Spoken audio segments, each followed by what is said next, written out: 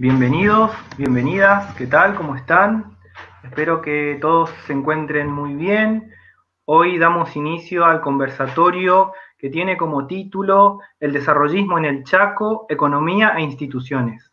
Contamos con la presencia de dos expositores, exponentes de la historia económica en nuestra región, el doctor Leandro Moglia y el licenciado Omar Quirelli, quienes nos brindarán y nos darán diversas perspectivas sobre lo que es el desarrollismo y las instituciones económicas en nuestra provincia.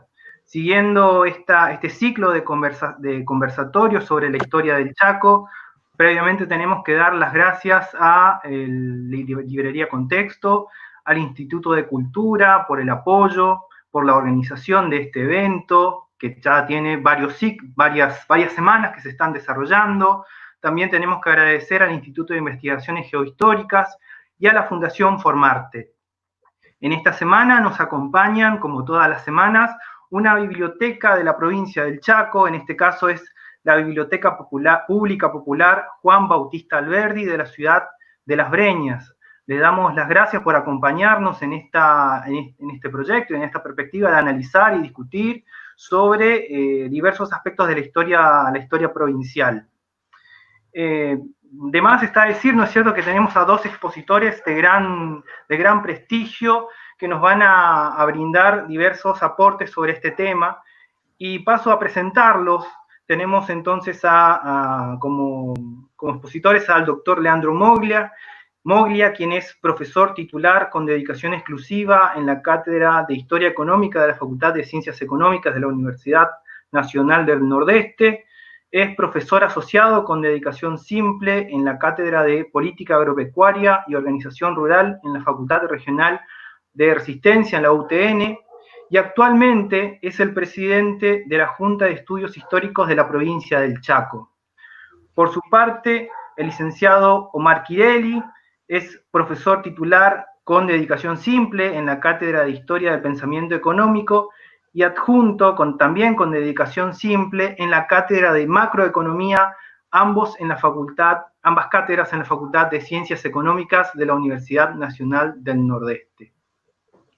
En este caso, para comenzar a discutir y a repensar sobre lo que es el desarrollismo, vamos a preguntarle al doctor Leandro Moglia que nos pueda contar un poco sobre el título del conversatorio y que nos pueda comentar y reflexionar también sobre cuando nos preguntamos de qué hablamos o qué pensamos cuando decimos desarrollismo en la Argentina. Bueno, muchas gracias. Buenas tardes para todos y todas.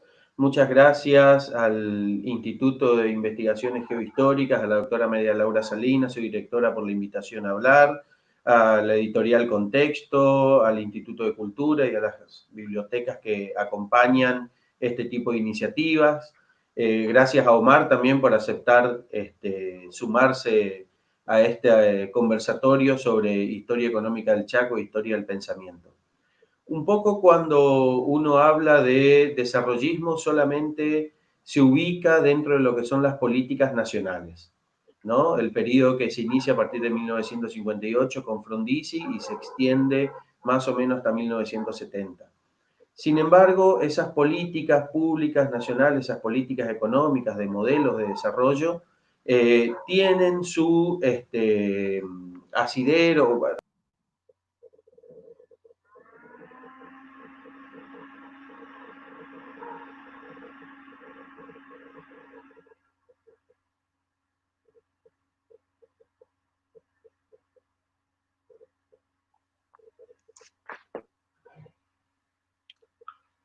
Parece que Leandro se desconectó.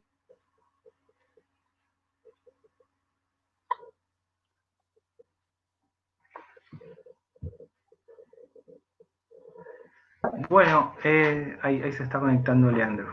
Perdón, hubo ahí un problema en la conexión. Lo que decía era que este tipo de políticas solamente se suelen vincular con el desarrollo nacional y pocas veces bajarlo a la realidad provincial o de los espacios subnacionales. Entonces, en esta oportunidad nos pareció interesante reflexionar acerca de estas políticas las cuales bajan, digamos, a las provincias en una época puntual, iniciado el periodo de provincialización de una provincia recientemente creada a partir de 1951, como es la política, como es la provincia del Chaco, luego de transformada la Constitución en 1957, ¿no? En este sentido, un poco para hablar a nivel nacional y de las políticas desarrollistas, uno tiene que pensar específicamente cuál es el contexto en el cual se van a generar, por lo menos en el contexto interno nacional. Si hablamos de la situación luego de 1955 y anterior a 1955, el gobierno peronista se da cuenta que este desarrollo de la industria nacional que se venía gestando está ciertamente incompleto. ¿Qué quiere decir esto? Bueno, que la industria que se ha desarrollado es una industria que tiene ciertas falencias. Y esa falencia repercute sobre todo en la balanza comercial nacional. Es decir, en el comercio de importación y exportación y de los saldos que en ella quedan, porque es una industria que se basa fundamentalmente de la importación de los bienes de capital e insumos industriales. ¿De dónde se va a obtener estos bienes y de dónde se van a obtener estos insumos? ¿Con qué recursos? ¿Con qué dinero? Bueno, esos insumos se los obtenía de las divisas resultantes de la comercialización del agro. El problema es que el agro, sobre fines de los años 50, empieza a ser un agro ciertamente atrasado que no está en condiciones de proveer de las divisas necesarias para el desarrollo industrial. Entonces aquí es cuando empiezan estas ideas del desarrollismo a plasmarse, digamos, ¿no? A pensar una nueva forma de generar ya no solo una dicotomía entre Argentina rural y Argentina industrial, sino un desarrollo ciertamente parejo de las dos grandes estructuras productivas en Argentina. Bien. ¿Sí? Y en este caso, Omar, ¿nos podrías comentar y contar un poco sobre cuáles son las ideas rectoras del desarrollismo, los orígenes y los principales teóricos? Bien, yo creo que es un tema, bueno, primero, buenas noches a todos, gracias por estar escuchándonos y están destinando un poco de su tiempo a repasar la historia. Yo siempre digo que la historia es muy útil e indispensable para tratar de entender el presente y para tratar de encontrar los caminos a las soluciones de las problemáticas coyunturales.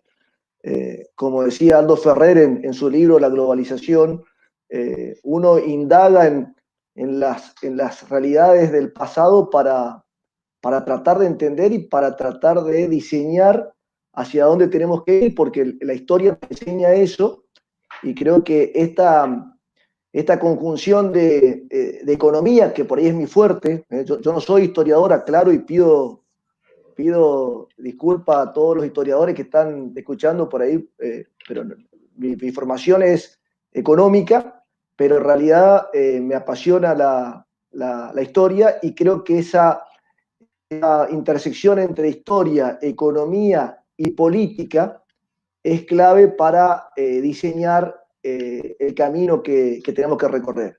Y cuando nos ponemos a estudiar la historia del Chaco, nos encontramos con que es una provincia muy joven, de las provincias más jóvenes del país. Tenemos apenas menos de 70 años de historia. Y cuando empezamos a ver qué modelo económico tiene el Chaco, también nos encontramos con que no hay un modelo definido, y caemos en la cuenta de que el Chaco está inserto en un país y el país está inserto en un continente y en un proceso económico mundial. Y obviamente esos procesos influyeron y marcaron los pasos y los destinos de nuestra provincia.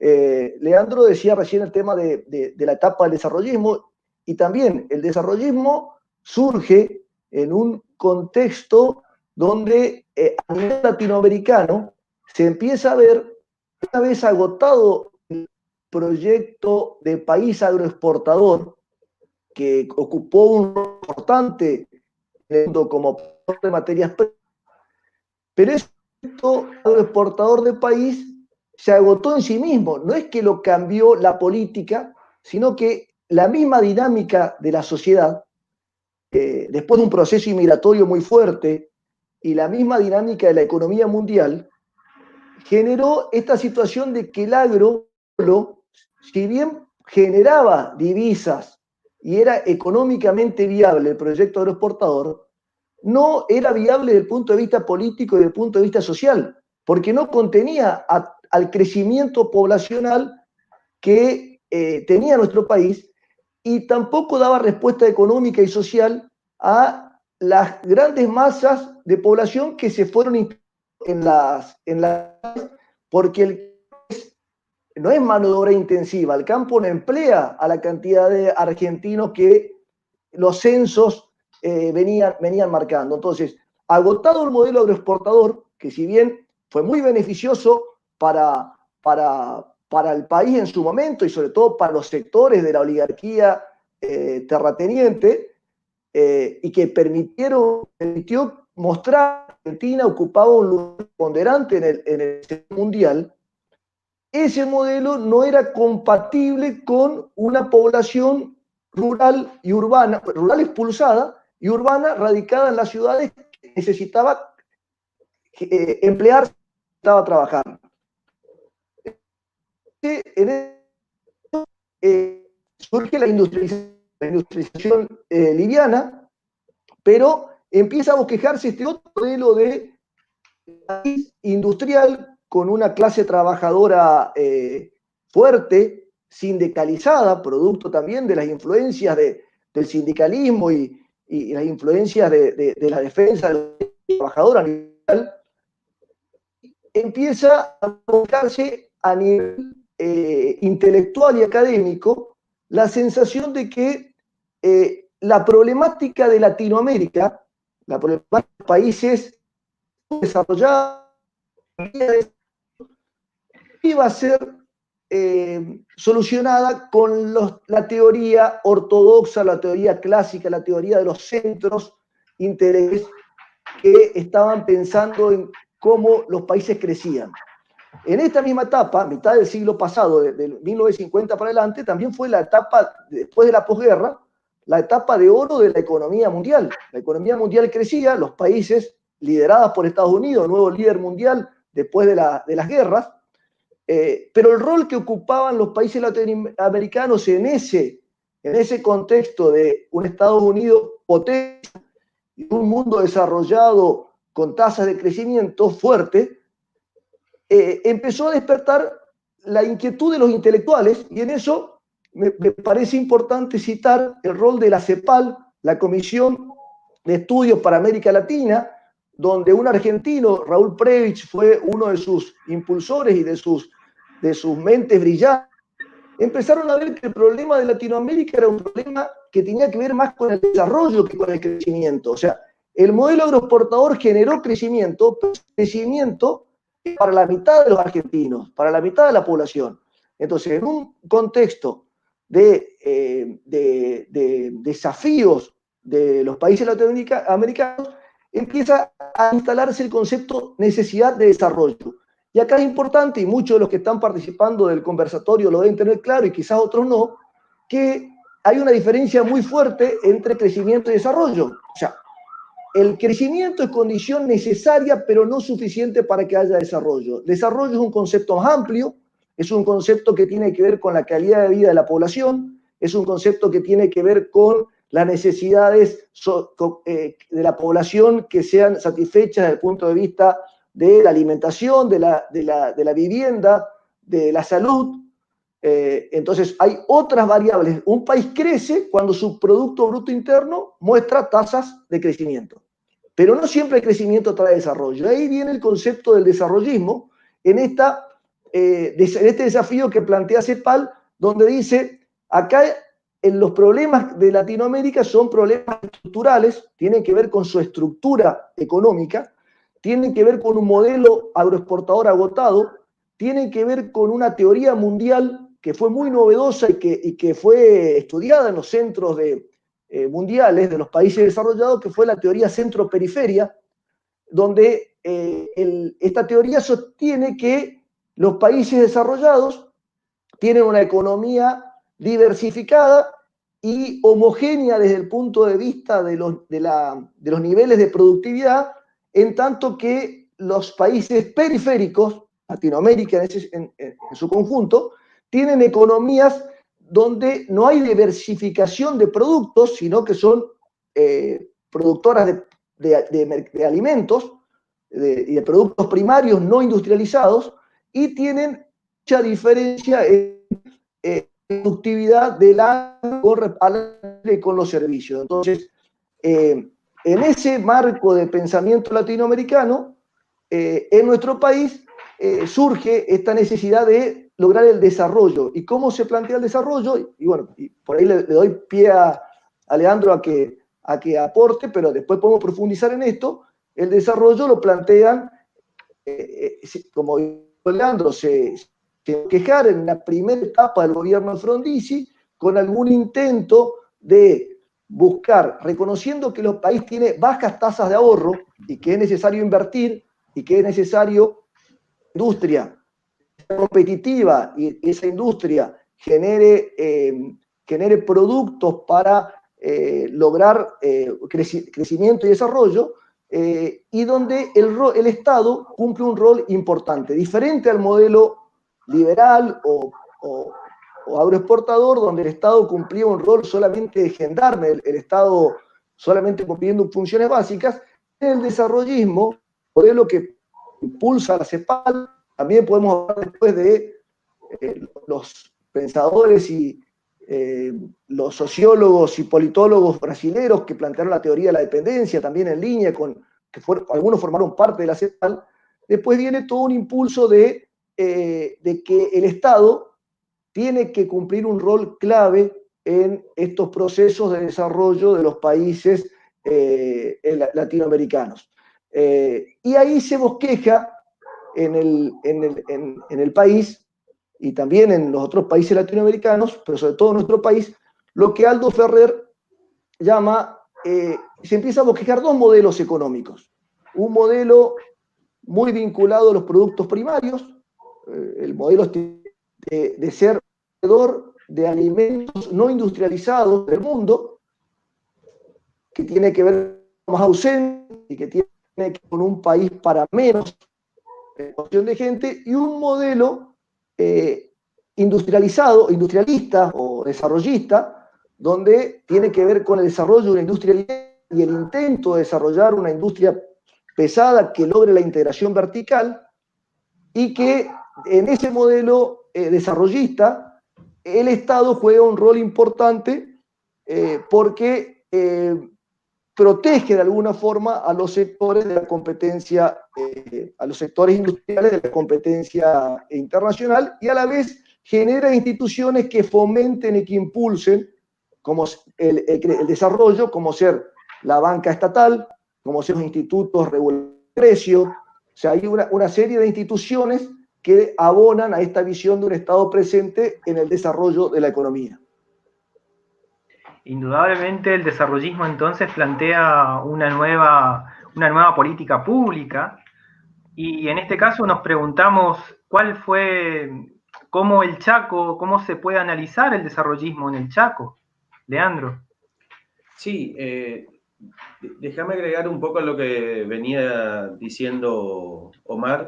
Este desarrollismo es un Estado ciertamente dirigista, sobre todo en lo que tiene que ver con las ideas de el desarrollo de las industrias dinámicas, de las industrias pesadas.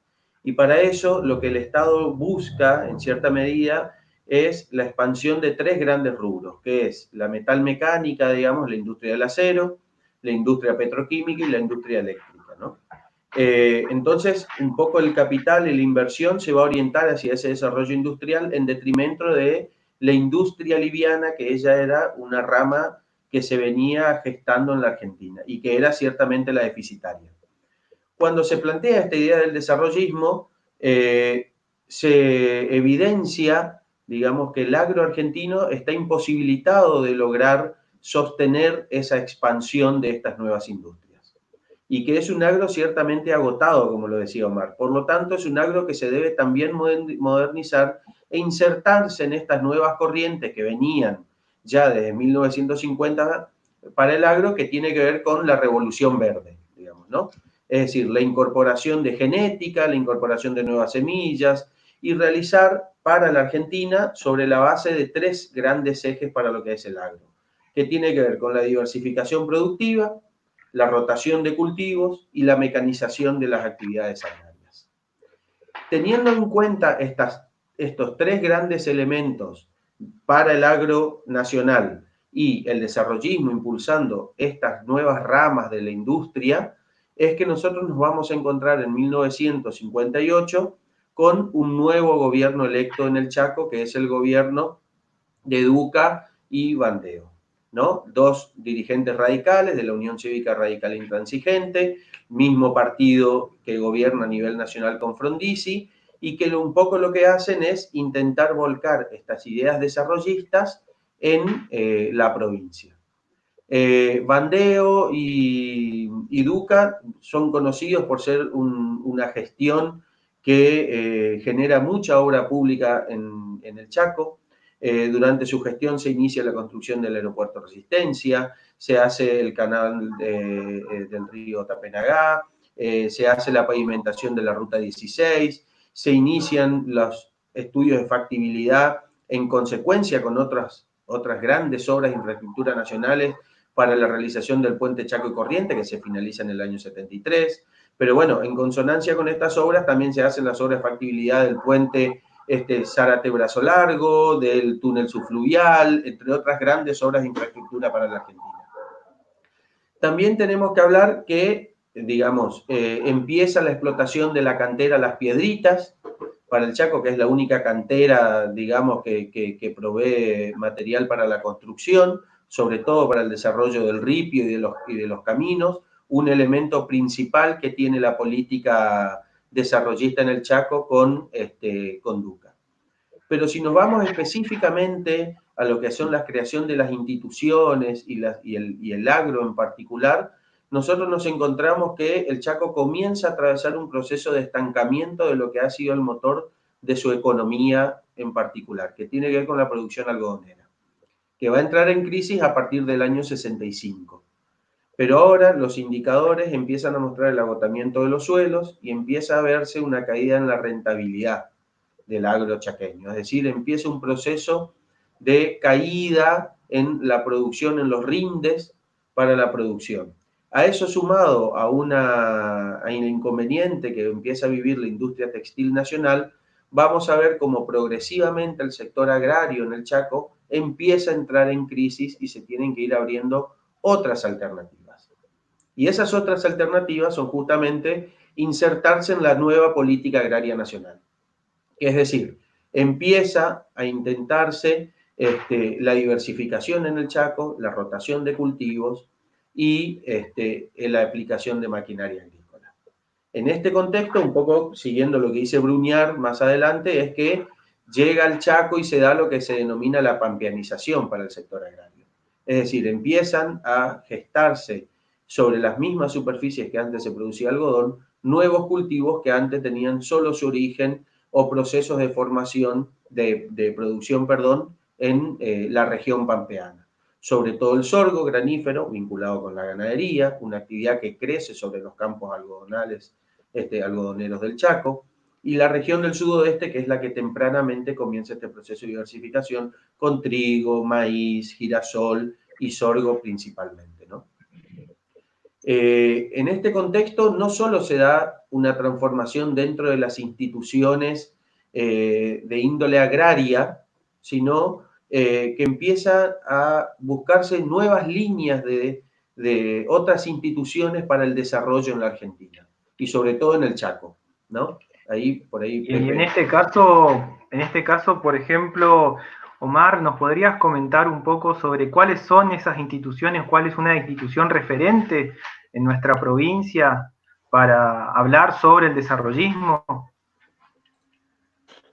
Sí, yo creo que un debate muy interesante a todos los que estamos acá, que obviamente nos interesa el pasado y nos interesa mucho el futuro, que es de definir cuál es el modelo productivo chaqueño, y si vos te pones a repasar la historia, leyéndolo un poco a Meder, leyéndolo a Guido Miranda, leyendo a los historiadores locales, uno encuentra que la economía chaqueña, digamos, con esto que decía Leandro recién, tiene su perfil en el agro, monocultivo. Después, agotado ese modelo, en la década del 90 se buscó la diversificación y, en la década pasada se intentó un modelo de desarrollo,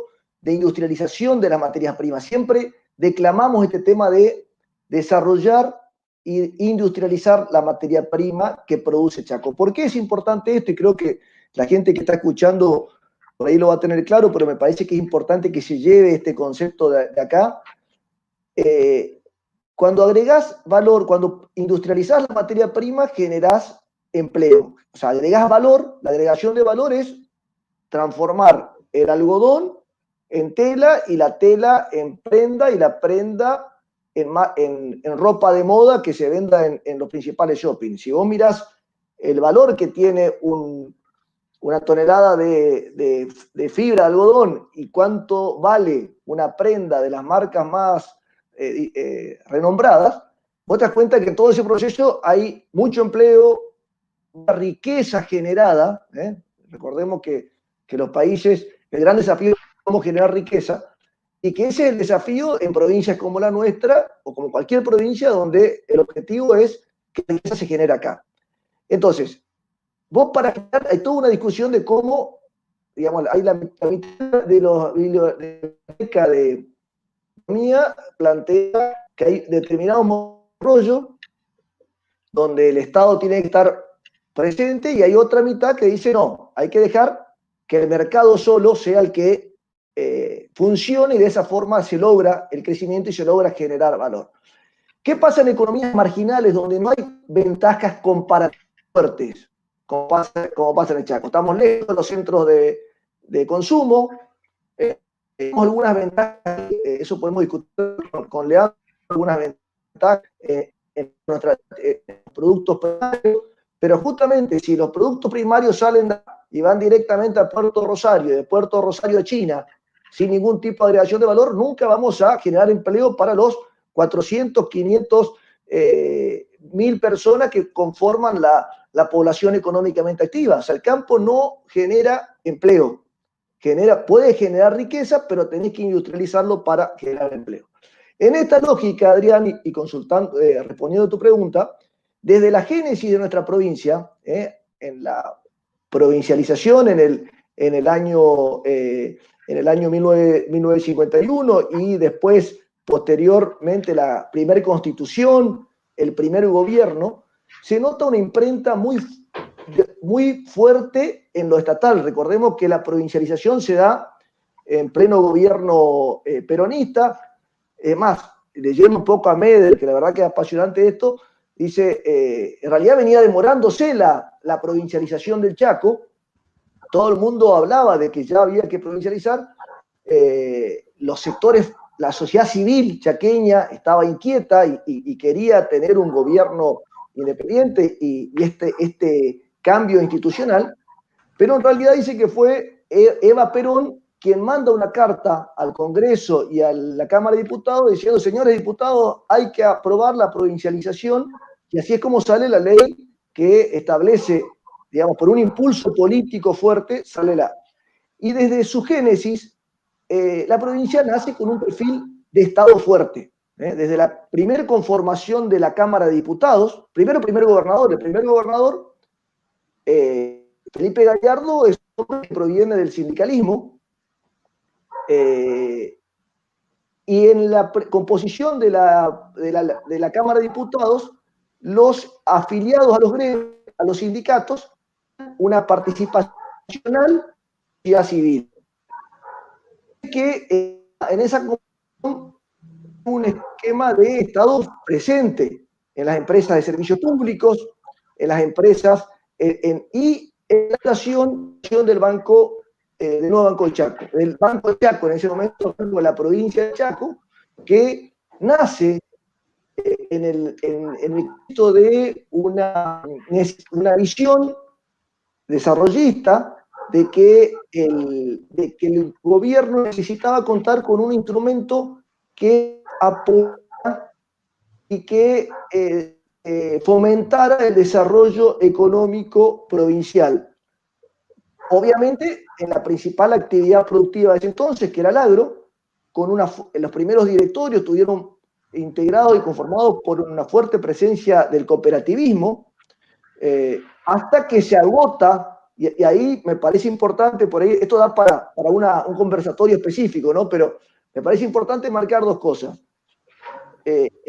Si vos mirás la historia del nuevo Banco de Chaco, del Banco de Chaco, hoy Nuevo Banco de Chaco, que hay un trabajo interesante de la profesora Alicia Carlino, que fue su tesis de maestría, que habla de la historia del banco, vos notás que las crisis que tuvo el banco tuvieron que ver con las crisis del modelo productivo chaqueño, con las crisis del monocultivo algodonero, con las crisis del año 81 de una economía, una apertura económica indiscriminada y el deterioro significativo pequeña o de la limitada industria liviana que se logró desarrollar en la década del 70, las crisis tuvieron que ver con eso. También las crisis tuvieron que ver con una falta de ahorro. Este tema del desafío del desarrollismo, de decir, para crecer hay que invertir, ¿sí? Y para invertir hay que financiar la inversión. Entonces, en los modelos de desarrollo económico tenés cómo se logra impulsar la inversión con ahorro interno o con capitales extranjeros. Crisis que por ahí nace como una institución para el fomento y el desarrollo de la actividad productiva, cumplió su rol y tanto en la década del 70 como en la década del 80 y también en la década del 90, en la etapa del gobierno de la apertura económica, de las privatizaciones y demás, donde impulsado a privatizar, como así pretendió que las empresas del Estado, como la empresa de energía y de agua, sean privatizadas. Es más, el Banco Chaco llegó a ser privatizado, después volvió a tomar participación estatal. Si uno analiza, en el 94 se privatiza, intervienen bancos, y después esos bancos cooperativos que habían participado de la privatización del banco, la crisis del tequila en el 95 los lleva a la quiebra, y en el 98 el gobierno de Rosa, un gobierno radical, fíjate, vuelve a capitalizar el banco y vuelve a ser sigue siendo sociedad anónima, pero con participación estatal mayoritaria, con el 70% en manos del Estado. Entonces, vos lo que ves es que el Banco del Chaco, desde su origen, desde su génesis, apuntó a fomentar y a apalancar el desarrollo económico, pero como función que forma parte inserto en un contexto económico, obviamente tuvo las crisis propias de la economía. Hoy en día, el banco sigue estando, y ahí por ahí me parece interesante hacer una comparación entre nuestra provincia con otras provincias donde en los 90 pasaron su banco a manos privadas, lo privatizaron, algunos inclusive fueron privatizados y comprados por los grandes bancos nacionales, donde vos ves que las provincias que mantuvieron su banco cuentan con un instrumento de política económica activo, cuentan con una institución que tiende a la inclusión financiera, que tiene inversiones en lugares donde no solo la lógica maximizadora o la lógica del sistema capitalista de obtener ganancias es la que prima, es decir, un banco privado no tendría 18 cajeros automáticos en el impenetrable, o no tendría 8 minifiliales en lugares donde solamente se pagan planes sociales, porque gran parte de la población es una población vulnerable con asistencia estatal. Entonces, si tú notas, desde el punto de vista de la inclusión financiera, desde el punto de vista de la presencia en lugares no rentables y desde el punto de vista del impulso al desarrollo, es importante la institución, que estoy hablando de la institución financiera, en este tipo de cosas, pero este tipo de proyectos. Ahora, hay mucho por hacer, porque evidentemente nuestra provincia, y que es un debate para que no muchísimo conversar, aún no encuentra su modelo económico que permita dar empleo a su población, que permita generar saldos exportables, no solo exportación fuera, digamos, exportación a otros países, sino también generar una producción que pueda ser colocada y vendida en el resto de la provincia, y no logra industrializar sus materias del monocultivo, pero pasa muy importante, chaqueño, pero también sale sin elaborar y bueno, creo que es un desafío cómo estas instituciones contribuyen a fortalecer y a definir un modelo de desarrollo económico ahora. Sí, en este caso, sumar algo, Pepe. Cuando este banco se crea, que es una institución mixta, digamos, ¿no? Con capitales provinciales y capital privado, donde las que vos mencionabas, que tienen un rol preponderante las cooperativas, prontamente el banco comienza a prestar dinero en función de estas ideas del desarrollismo y la modernización del agrochaqueño. Y eso tiene un poco trae ciertos inconvenientes, porque en esta nueva producción agraria justamente lo que no genera es esto que vos mencionabas, que es el desarrollo endógeno de la provincia.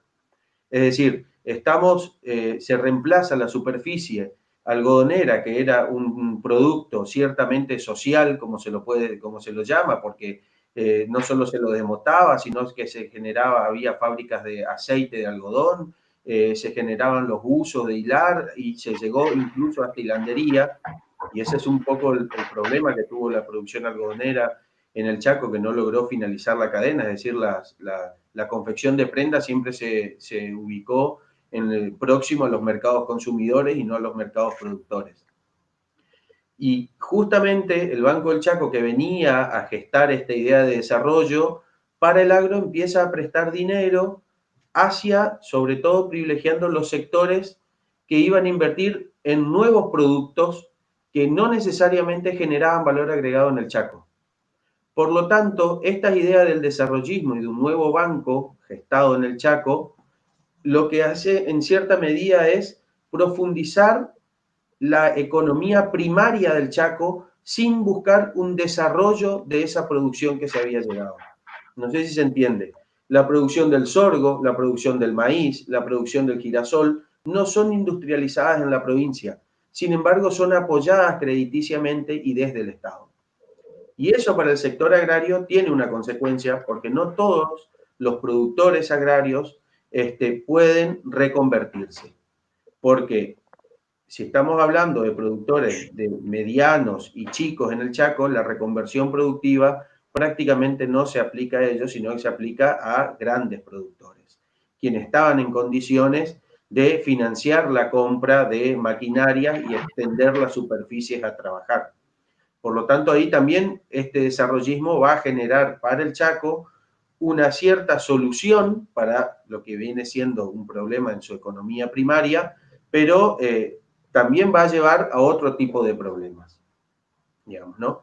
Y déjame mencionar, una de las soluciones que se proponen justamente para esto es que UCAL, que es la principal quizás empresa en el momento, la empresa regional más importante, que es UCAL, es la Unión de Cooperativas Algodoneras Chaqueñas, que es la unión de todas las cooperativas de primer grado, inicia las gestiones con Frondizi y logra la compra de la Fábrica Nacional de Envase, la FANDET, que existía en Barranqueras, y de los telares de las otras empresas de la Dirección Nacional de Industria de la Argentina, que se ubican en Santiago del Estero, Catamarca, etc. Por lo tanto, lo que vemos nosotros es que las cooperativas no del todo, por lo menos, logran que sus productores readapten a estos nuevos cambios que se están viniendo en el sector productivo y profundizan su rol y su compromiso con el algodón. Otro ejemplo de desarrollo, vos mencionabas el Banco del Chaco que se crea, es que por parte de Bandeo viene la iniciativa de crear un banco cooperativo, que es un banco agrario cooperativo que a nivel nacional se termina plasmando en el año 65 y que va a durar hasta 1970, no mucho más. Digamos que es un banco con tasas de préstamos específicamente bajas y solo vinculado al sector cooperativo agrario en particular. Digamos, ¿no? Entonces, estas ideas del desarrollismo, como bien vos lo decías, ¿no? El desarrollo no significa crecimiento y no necesariamente hace a la mejora en todas las condiciones de vida de la población. Por lo menos eso fue lo que en cierta medida ocurrió aquí en el Chaco, ¿no? Sí, a mí me gustaría abonar, Adrián, no sé si tenés alguna pregunta a mí me parece interesante plantear como en este marco de discutir el desarrollismo aplicado a Argentina, que lo ubicamos dentro de un contexto de teoría desde la periferia, que trata de plantear desafíos y trayectorias de los países subdesarrollados en su relación inclusive de política internacional. Me parece interesante o marcar un poco esta visión de los dos modelos de económicos o modelos productivos que fueron moviéndose como péndulo a lo largo del siglo pasado y que fueron alternando unos del modelo más liberal, con economía abierta, que impulsa las exportaciones de materias primas, que como dice el politólogo, me parece el politólogo más brillante que tuvo Latinoamérica, que es un argentino, que es Guillermo O'Donnell. Guillermo O'Donnell habla de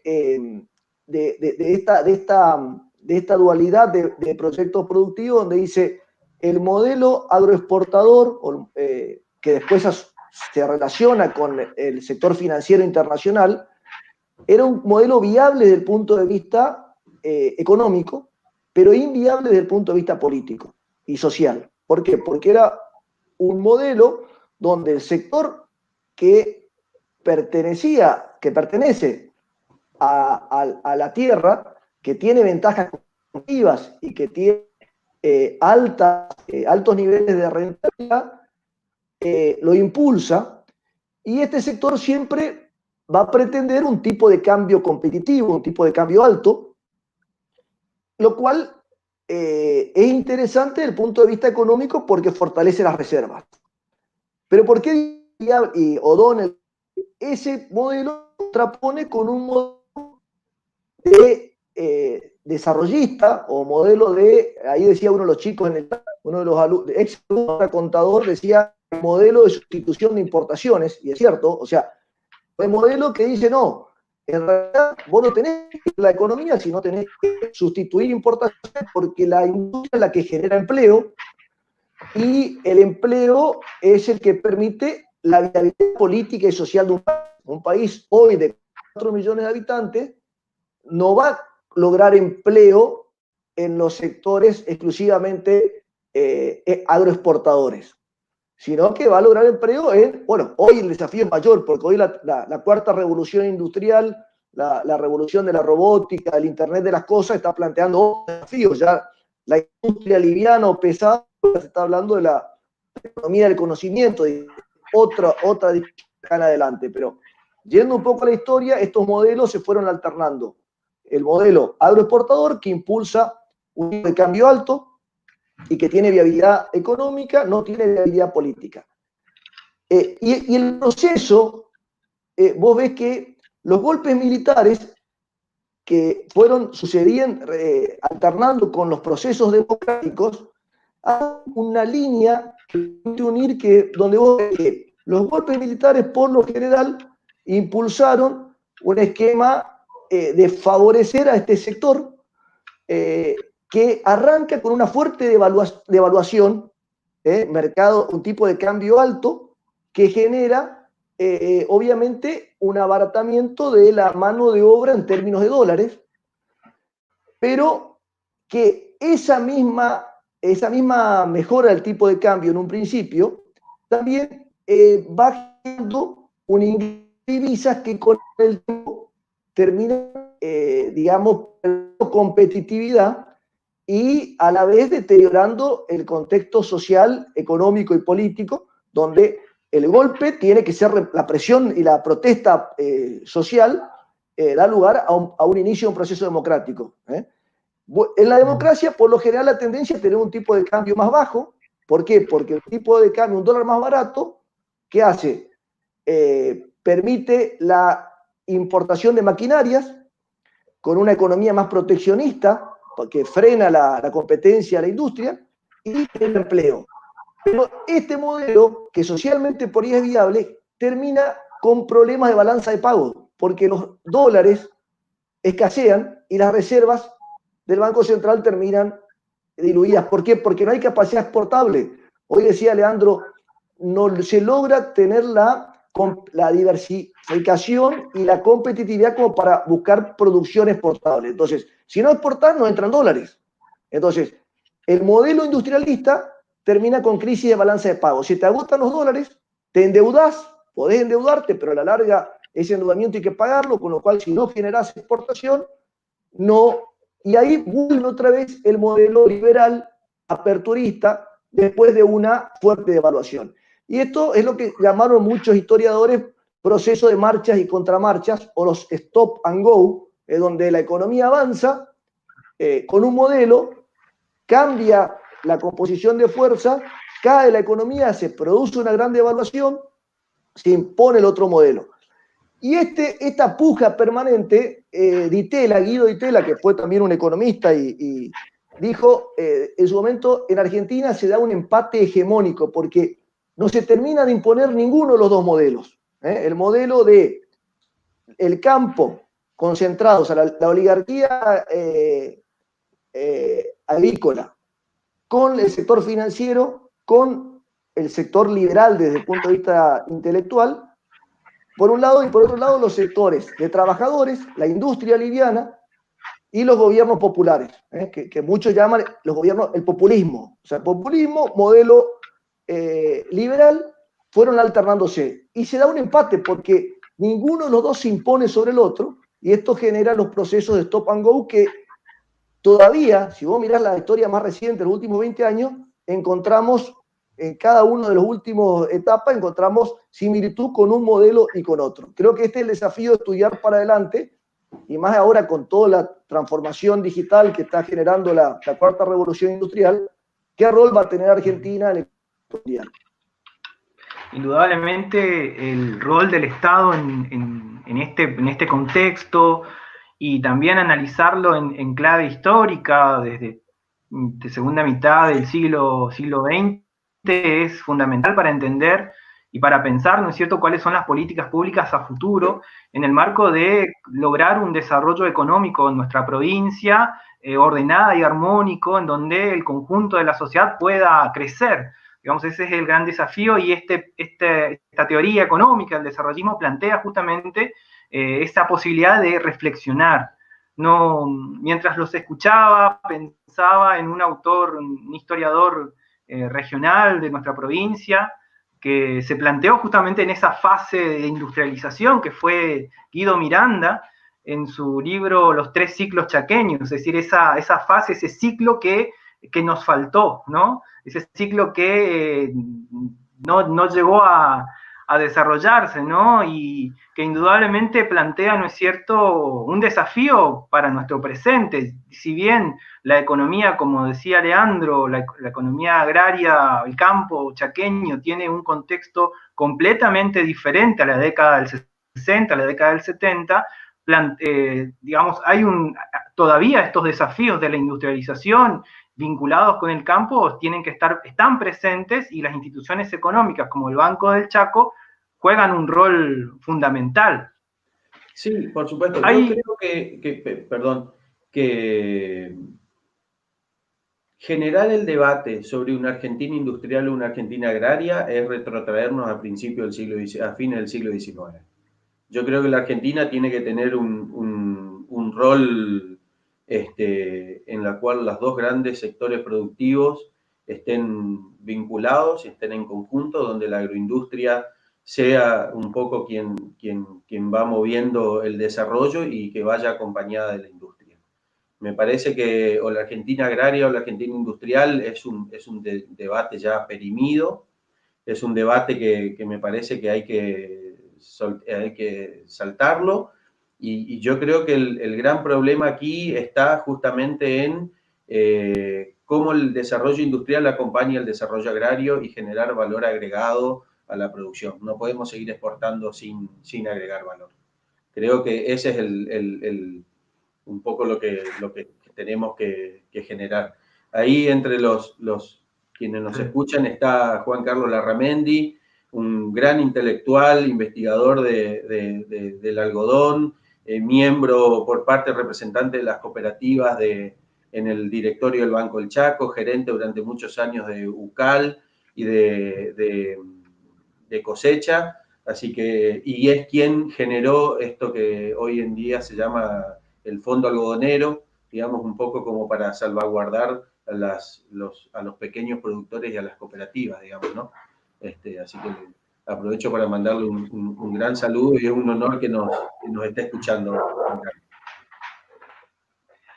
Y en vinculación a esto que estamos diciendo, hay una pregunta que es súper interesante que plantea Guillermo Paredes, que dice, ¿qué tipo de desarrollismo necesitamos para en este marco de pospandemia?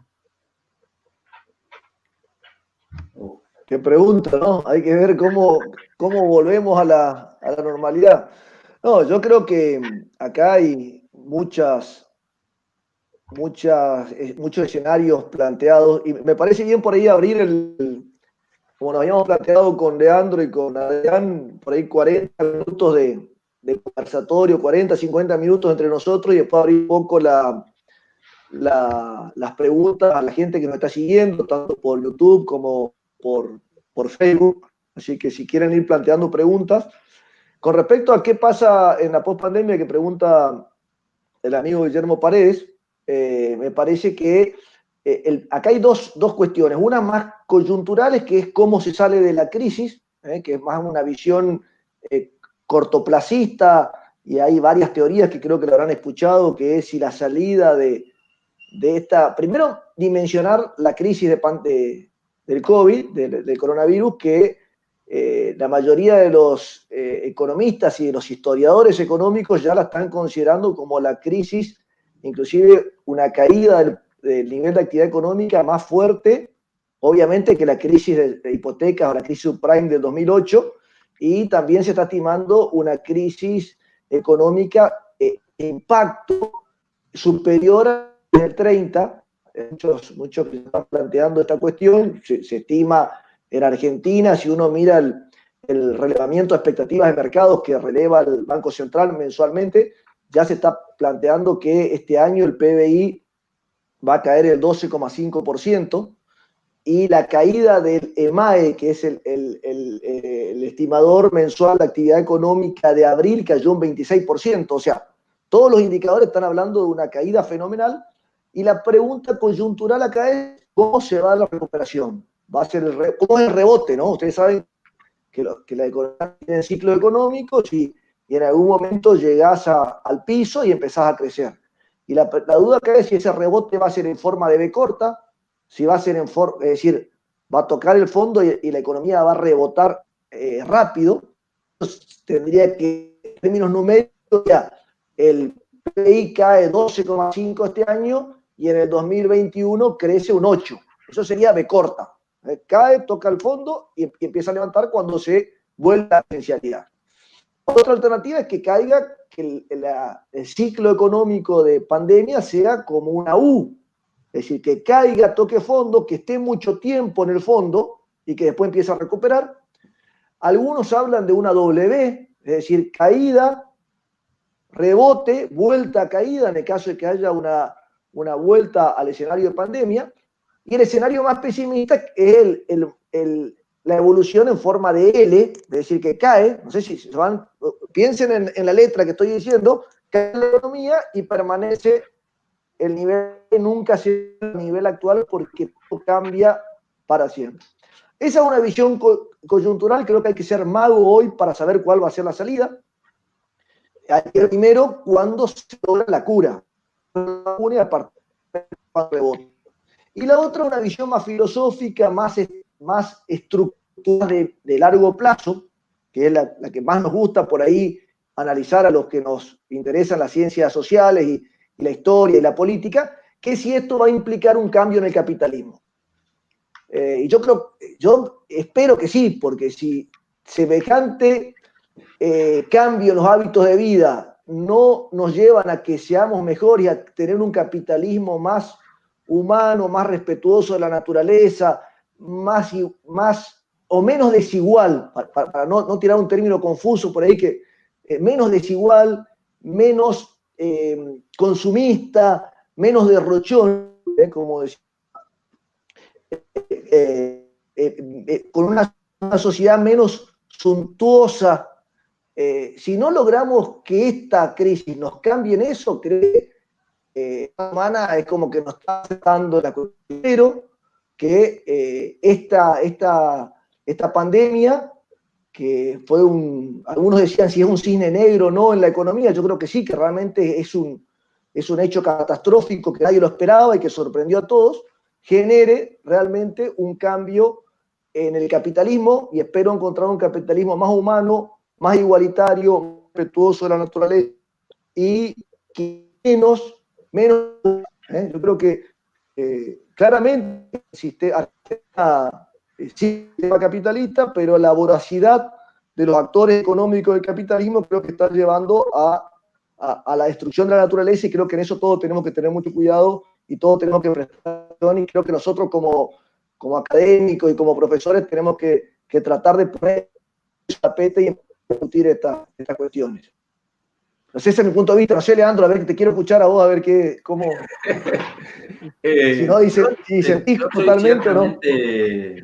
Escéptico sobre las mejoras del capitalismo. A mí me parece que el capitalismo se reconstruye y rediseña, pero nunca se vuelve más humano. Por lo menos es la visión histórica que yo puedo aportar. Yo lo que creo es que esta situación de la pandemia es la primera vez que desde una situación de la salud el Estado genera consecuencias económicas. Es decir, nosotros estamos ante una situación que por cumplimiento de normas establecidas del Estado hemos achicado la demanda sobre un modelo de oferta que venía desarrollándose medianamente con normalidad. Yo creo que una vez que esta situación se normalice, la demanda va a crecer de modo exponencial y la oferta va a tener que acompañar ese crecimiento y ese consumo. En particular, yo desconozco a nivel global de las cifras argentinas de cuánta de la población activa está vinculada con el Estado o la administración pública en todos sus organismos provinciales, nacionales, municipales, etcétera, y cuánto específicamente trabaja dentro del sector privado. Pero me atrevería a decir que estamos hablando de un 60-40. Yo creo que la salida, por lo menos para la Argentina, en función de cómo va a ser esa B o cómo va a ser la salida en el PBI, está muy atada a la renegociación de la deuda. Sin terminar de saber cómo vamos a renegociar nuestra deuda externa con los acreedores, es casi improbable conocer de qué modo la Argentina o el sector productivo se va a volcar al desarrollo nuevamente. Ahí hay una pregunta de Sergio Bessi que habla sobre cómo, la historia económica, si hay algún impacto. Mucho se escuchó y se dijo sobre la fiebre española, que fallecieron más de 18 millones de personas. Bueno, en la historia económica, en los escritos de historia económica, no hay ningún tipo de producción vinculada a alguna pandemia o enfermedad. ¿Qué queremos decir con esto? Que los procesos económicos o las coyunturas económicas han demandado mucho más la producción de los historiadores económicos que específicamente la pandemia. Porque si uno analiza en sí los datos y las cifras, nos encontramos que en otras circunstancias la demanda se detiene, los bienes de producción se destruyen y la mortalidad es mucho mayor con otros acontecimientos y no con una pandemia. Si nosotros analizamos cifras globales en este momento, uno puede tener cierta tranquilidad de decir, o sea, a ver, con todo el respeto que las familias que han perdido un familiar me merecen, pero estamos hablando que a nivel mundial han fallecido menos de 600.000 personas y eso no representa ni siquiera el 1% de la población mundial, cuando sí, más del 70% de la población mundial está afectada por la pandemia. ¿Se entiende lo que voy? Es decir, todos nos hemos obligado a quedarnos en su casa, pero estamos ante una enfermedad de un rápido contagio, pero con una baja tasa de mortalidad. Por lo tanto, los bienes y la demanda no está siendo necesariamente afectada por una inexistencia de un consumidor. El consumidor en este momento no está consumiendo porque está obligado a quedarse quieto. Vamos a ponerlo en esa cifra. Con lo cual, los medios de producción están intactos, las estructuras productivas están intactas, el mercado, yo no me atrevería a decir como algunos afirman que estamos ante una necesaria recesión. El otro día en un conversatorio unos colegas planteábamos la idea de que, bueno, jugar un poco sobre cómo se puede llamar a esta nueva etapa. No estamos ante una crisis financiera, hay grandes empresas que sus acciones, sobre todo streaming, servicios de higiene, algunos sectores, algunos precios de commodities de alimentos, maquinaria agrícola, sus acciones se han disparado, y otras empresas, por supuesto, sobre todo de transporte, petróleo, etcétera, que las acciones han disminuido. Por lo tanto, en este sentido, digámoslo así, no podemos hablar de una crisis financiera que va a colapsar el mercado. Tampoco podemos hablar de que esta sensación o esta idea de que la demanda se encuentra quieta en los domicilios y que ha generado digamos, que se vuelvan a desarrollar plataformas de comercialización, tampoco podemos hablar de la eliminación del dinero físico y pasar ahora a que la gran mayoría de las transacciones van a ser solo por medios financieros electrónicos. Porque la Argentina, y particularmente el Chaco, tiene un gran sector de la actividad comercial y de la actividad económica por fuera del sistema financiero, con un alto grado de precarización, donde la existencia del billete, la existencia del dinero es todavía importante. Entonces también se habla de esto, cosa que yo soy ciertamente escéptico, digamos, ¿no? Ok. Leo una pregunta, leo dos preguntas en relación a lo que están tratando. Una pregunta de Alfonso Arce dice: en la actualidad, donde los sectores de la economía del conocimiento, inteligencia artificial, han desplazado en rentabilidad a los sectores industrial convencional, ¿el desarrollismo sigue teniendo poder explicativo? Esa es una pregunta. Y hago la segunda pregunta de Eduardo Casibrodiuk, un amigo de la Junta de Estudios de la provincia del Chaco, la Junta de Historia. Dice: nuestra mirada atlántica no nos permitió sacar los ojos de Europa, y si miramos los capitales chinos para apoyar nuestro desarrollo, también es una pregunta bien interesante. Bueno, voy yo con la de Arce, con la de Alfonso. Sí. Yo un poco Alfonso, hoy lo tomé y es un tema que me gusta mucho esto. Me gusta mucho indagar en este tema de la etapa que estamos viviendo, de la transformación digital, de lo que implica el Internet de las cosas, la inteligencia artificial, el data mining, el big data. Y yo sí, como soy profesor de historia del pensamiento económico, y ahí tenés que leer todos los grandes pensadores, obviamente seguí mucho a Keynes por la impronta que tuvo en el plano económico, macroeconómico, y en este debate keynesianismo, monetarismo, claramente me inclino hacia el keynesianismo, porque creo que el fin de la economía es garantizar el bienestar de la gente y de todos, ¿no? De un sector. Más allá de que hay que escuchar a los monetaristas con el tema de la solución de la inflación. O sea, no hay que cerrarse si no escucho a Hayek, no escucho a Friedman. Hay que escuchar, pero me parece poner el antes que el carro. Pero pensar, aconsejo mucho leer a Schumpeter. Schumpeter hablaba justamente de esto, el rol del empresario innovador, y creo que Schumpeter, si estuviera vivo en este momento, estaría admirado de la cuarta revolución industrial y de la inteligencia artificial y demás. Y Schumpeter hablaba de la destrucción creativa, decía él, que uno dice, ¿qué cosa habrá esta destrucción creativa? Decía, hay que preocuparse.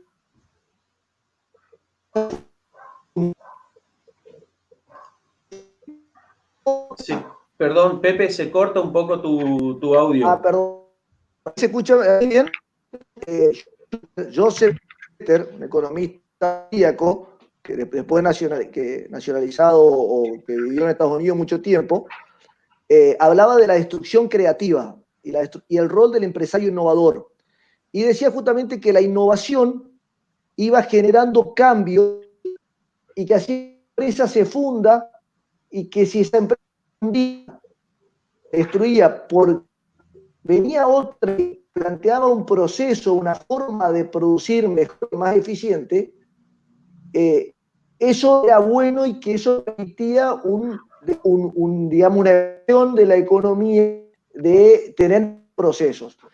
Yo coincido, o creo que es clave esto que vos decís, el desarrollismo, si lo mirás en este siglo y en pleno 2020, creo que hay que mirarlo más como un tema de desarrollo de la industria del conocimiento. Vos tenés algunos indicadores que te muestran que hay que mirar ahí. La empresa más valuada en Argentina es una empresa de medios de que no tiene, y no YPF, por ejemplo. Mercado Libre superó en valuación, es la empresa con mayor valuación bursátil de Latinoamérica, no, perdón, Argentina, muy por arriba de empresas con economía real. O sea, hay que mirar hacia ese sector. Creo que Argentina, en esta redefinición del desarrollismo, porque no quita que deje de ser desarrollismo, nada más que vas a desarrollar en lugar de la industria liviana o la industria pesada, vas a desarrollar la industria del conocimiento. Y creo que en eso Argentina tiene algunas cosas por hacer, y las universidades, sobre todo, yo creo que es muy importante, y ahí también la acción público-privada, porque claramente el Estado no puede ponerse al frente de todos los procesos productivos, pero la interacción pública-privada y el Estado corrigiendo los fallos del mercado e impulsando la investigación y el desarrollo, la investigación y protegiendo y impulsando a través de organismos públicos y las universidades al conocimiento, me parece que es el camino para el nuevo desarrollismo. Quizás lo llamemos a esto el nuevo desarrollismo que se va a encarar en las próximas décadas, pero creo que hay que mirar por ahí. Coincido totalmente con esa pregunta. No sé, la otra hablaba de capitales chinos. ¿Querés ir vos, Leandro, con esa? Sí, yo creo que los capitales chinos están en Latinoamérica desde hace rato y están empezando a disputar el retiro de los capitales europeos y sobre todo norteamericanos. Y en parte creo que la guerra comercial que se ha gestado últimamente entre Estados Unidos y China viene a tratar de evitar la profundización de la inserción del capital chino en América Latina, descartando, por supuesto, Venezuela, por el tiempo que estuvo el Partido de los Trabajadores en Brasil, descartando lo que es Cuba. Yo creo que los capitales de argentinos están insertos. La banca china y el Estado chino es uno de los grandes financistas por momentos de la deuda argentina, que también hay que terminar de solucionarla. Yo creo que están presentes, yo no creo que los capitales chinos no estén presentes en la economía china, como en la economía argentina, perdón, como para no desatenderlos. El problema es que justamente en los arreglos comerciales, estos capitales chinos no necesariamente vienen a invertir en la Argentina en industria, sino que también se han orientado hacia los sectores primarios. Y el compromiso ha sido, en cierta medida, que China compra producción primaria argentina y nosotros debemos comprar ciertas producciones manufacturadas de origen chino, con lo cual, en cierta medida, también tenemos la crisis de la industria nacional, ¿no? Pero bueno, son políticas comerciales de los países que se dan. Ahí hay Sí, Adrián. Sí, tenemos un par de preguntas que están muy interesantes. Carlos Quiñones nos pregunta, un amigo Carlos Quiñones nos pregunta, ¿qué opinan del debate cuarentena versus economía instalado en los medios? También Mirta Beatriz Ramírez nos pregunta cómo ven el panel de las energías limpias en esta nueva etapa, cómo ven a Chaco en este aspecto, qué papel le dan a las energías en el aspecto productivo. Y Kasmer nos hace un par de preguntas también sobre lo que se planteó en el conversatorio para continuar desarrollando, y dice, ¿cuál fue el devenir del Partido Desarrollista del Chaco luego del periodo en que condujo la provincia? ¿Y cuál fue su comportamiento durante la dictadura militar? Bien. Tenemos estas varias preguntas. Voy yo con el tema de debate, cuarentena, economía. Sí. La verdad que ese título como que quedó medio devaluado, digamos, el tema de que no había una contradicción. Yo creo que en algún punto, si vos mirás las políticas públicas y ejemplos de otros países, claramente hay ejemplos de países que priorizaron la economía sobre la salud y tiene determinados resultados, y otros países que priorizaron más la salud sobre la economía y con resultados tanto en lo económico como en la salud. En lo económico creo que todo está más o menos igual, porque si vos mirás el caso de Estados Unidos, como casos paradigmáticos y de tratar de sostener un estado más general y no tan metido con una salud pública y tratando de que la economía siga funcionando y no se vea afectada por la pandemia, los resultados de salud son pésimos y los resultados económicos son pésimos también. O sea, están los indicadores de caída de actividad económica y demás son malos.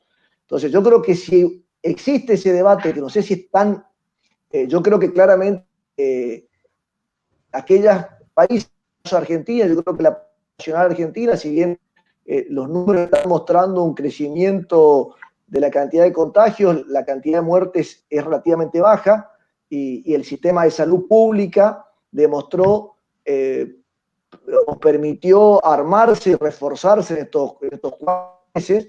Yo con la opción, digamos, ni las dos opciones son simpáticas y generan un montón de malestar y un montón de problemas, pero antes el resultado que pudimos ver en estos 4 meses, creo que fue más acertado el tema de reforzar la salud pública. Creo que también es importante el rol del Estado, que se revaloriza en estas situaciones. También es cierto que hay una tentación ahí a que el Estado perdure en su cura después de la pandemia. Bueno, pero eso van a ser las instituciones y la sociedad civil la que ponga en su lugar. Yo confío en que Argentina una cultura logró una cultura democrática y participativa, frenar cualquier intento de Estado maneja con esta práctica de controlar todo, digamos. pero en esta etapa me parece que fue importante y yo apoyo y me parece que fue mejor la experiencia de países que priorizaron la salud nuestro comparado con los casos que uno no sé las otras el rol de las energías limpias. Sí, yo creo que ahí, digamos, al Chaco le pasa un poco lo mismo o en el Chaco sucede un poco lo mismo que sucede a nivel nacional y me atrevería quizás decir hasta mundial. Generar energía limpia significa demasiada inversión y demasiado gasto que en este momento muy pocos están dispuestos a afrontar. Entonces, aunque el Estado pueda llegar a apoyar, digamos, algunas iniciativas, yo lo veo poco factible por ahora. Sí existen, y voy a dar un ejemplo concreto, comprar un termotanque eléctrico en el Chaco sale 40% menos que instalar un termotanque solar. Entonces, mientras esa relación y esa situación no cambie, ya sea apoyado por el Estado, por alguna cuestión impositiva, premiando al contribuyente o de algún tipo de otra política, yo no creo que las energías limpias puedan ser realizables en el corto y mediano plazo, por lo menos para la provincia del Chaco. Sí, tenemos que cada vez se va popularizando más, pero porque los costos de instalación y de los materiales de los paneles solares cada vez han ido disminuyendo, sí nosotros vemos que eso ha sido una política que se ha ido implementando. Sobre todo lo vemos en el alumbrado público, que ahí se realiza con células de carga de energía. En el sector agrario, donde no hay electrificación rural, se utilizan mucho los paneles solares, pero no es algo generalizado y solamente se utiliza en una reducida escala que tenga que ver para alimentar una batería que pueda llegar a extraer agua, o alimentar algún boyero electrónico, pero no mucho más que eso, no es algo muy, muy difundido, lamentablemente, por sus altos costos. Y pasando a la pregunta de Javier, un poco el Partido Desarrollista o la UCRI en el Chaco sigue un poco los lineamientos a nivel nacional.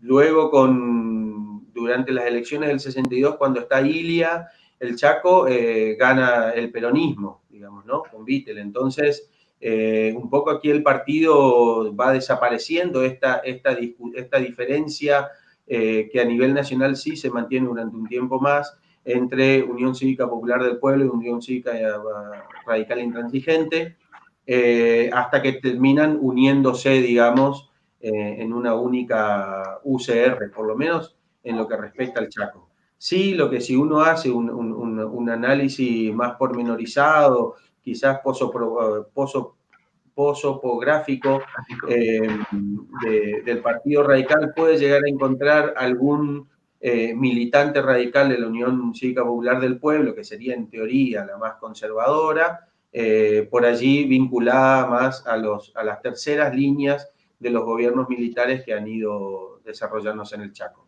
Pero es un trabajo que no está en sí hecho, por lo menos para la provincia del Chaco, de analizar ese tipo en profundidad de la vida institucional de los partidos políticos en el Chaco, no se ha hecho todavía. Pasamos a la última pregunta, que habla un poco nuevamente sobre la actualidad que estamos atravesando, y dice, la pregunta dice, en cuanto a la reestructuración de la deuda, ¿cómo creen que cómo van a responder los bonistas a la nueva oferta, o qué va a suceder si la rechazan? Bueno, yo aprovecho, quiero saludar ahí, lo veo está bueno esto de hablar y ir leyendo los saludos y demás. Lo veo a Daniel Salazar y me viene a la mente y el recuerdo de su papá, de Roberto de Jesús Salazar, que fue profesor de Historia Económica, tuvo el cargo que tiene Leandro hoy en la facultad, un excelente profesional y una excelente persona. He compartido cuando era alumno, La verdad que simpatizaba mucho con él y bueno, fue uno de los que me llevó a que me guste la historia, fue Roberto Jesús Salazar. Así que un gran saludo, Daniel, y a Roberto y a tu familia. Bueno, yo creo que Perdón, el tema de... déjame sumar, Sí. y gran partícipe de las actividades de la Junta de Historia también. Ah, bien, bien, bien. No, yo creo que el tema de la deuda, coincido con Leandro, que la salida de Argentina de la pandemia tiene una dependencia significativa de cómo se arregle la deuda. Eh, yo creo que el gobierno tiene voluntad, sabe lo importante que es arreglar, pero del otro lado tenés actores de todo tipo. Tenés actores, que te digo, la voracidad del capitalismo, que yo, como decía, es decir, tenés obviamente digamos, gente que invirtió ya y que puso plata en Argentina sabiendo los riesgos que implicaban y que hoy el mejor escenario puede ser ir a juicio porque no tienen apuro y porque pueden, digamos, judicializando esto, pueden llegar a maximizar su inversión riesgosa. Pero bueno, yo creo que claramente Argentina, arreglando esta parte de los bonistas privados, más bien arreglado con el Fondo Monetario, no una quita, pero sí un corrimiento de los plazos. Y creo que el concepto acá que prima es Argentina no puede pagar si no crece. Y para crecer tenés que tener este tema solucionado, no tanto porque el Estado vuelva a financiar, sino porque el sector, que es el que tiene que llevar adelante el proceso de inversión para lograr el crecimiento, necesita recurrir a los mercados, y los mercados nacionales están muy en sintonía con los mercados internacionales. Es decir, el país tiene que tener los pies dentro del sistema. Pero bueno, la verdad que también hay que ser magos para saber cómo se va a terminar. Yo lo que noto es que hay una voluntad fuerte, si bien el gobierno negoció sin ceder o tratando de hacerlo más viable el esquema de pago, sobre todo no firmar algo que el próximo gobierno, como lo hizo el gobierno anterior, que firmó algo que es incumplible, porque plantear en Argentina en 2020 un déficit primario de 0,5, como firmó Macri cuando tomó el préstamo de los 50.000 millones con el fondo, era saber que era imposible hacerlo porque el país no había forma de aplicar un ajuste de esas características. Creo que el gobierno no quiere firmar cualquier cosa y bueno, en la medida en que los acreedores valoren y ponderen esta situación, creo que van a aceptar o por lo menos gran parte va a aceptar la propuesta. Bien. Bueno, vamos a dar cierre a este conversatorio. Desde ya muchísimas gracias, Omar, muchas gracias, Leandro, y a todos los que se han sumado en este conversatorio. Y las últimas palabras las tienen ustedes. ¿Quieren algo más para despedirse? Bueno, agradecer a todos los colegas, amigos y al público en general, alumnos que han estado atentos a los aportes que nosotros hemos podido dar hoy con Pepe. Agradecer al IGI CONICET por la invitación, por el espacio, al Instituto de Cultura, a Contexto. Y bueno, creemos que este tipo de charlas son interesantes y se deben seguir generando. Porque bueno, un poco los intelectuales o quienes estamos vinculados a las universidades en los procesos de formación profesional, debemos abrir un poco el conocimiento y no dejarlo solo en las aulas, sino también brindarlo al público en general. Sí, yo también agradecer fundamentalmente a los profesionales del paro de la historia, a los historiadores, un poco en la figura de Leandro, que creo que empezamos a acercarnos por un concurso. Creo que Leandro, que fui jurado en un concurso de historia, y empezamos a charlar y bueno, me fue acercando un poco al mundo que la verdad que me siento muy cómodo, y me siento muy cómodo con ustedes, con Adrián, con la gente que está comentando, y creo que me viene acercando cada vez más al mundo de la historia, siempre desde mi formación, que es formación económica, digamos. pero como estoy en la cátedra, como titular de la Cátedra de Historia y Pensamiento Económico, valoro mucho el rol que tiene el estudio de la historia en la solución de los problemas. Creo que es clave eso. Así que bueno, básicamente agradecer a que me tengan en cuenta en este ámbito, y creo que se generan sinergias ahí entre historiadores, economistas. Faltaría un politólogo, me parece. Creo que es la pata, reitero, esa intersección entre la política, la economía y la historia me parece que es apasionante. Así que tenemos que invitar a la próxima a algún politólogo amigo a la charla. Así y es. bueno, a Librería Contexto y a toda la gente que nos siguió, y vamos a hacer alguna otra seguramente en breve. Gracias por participar.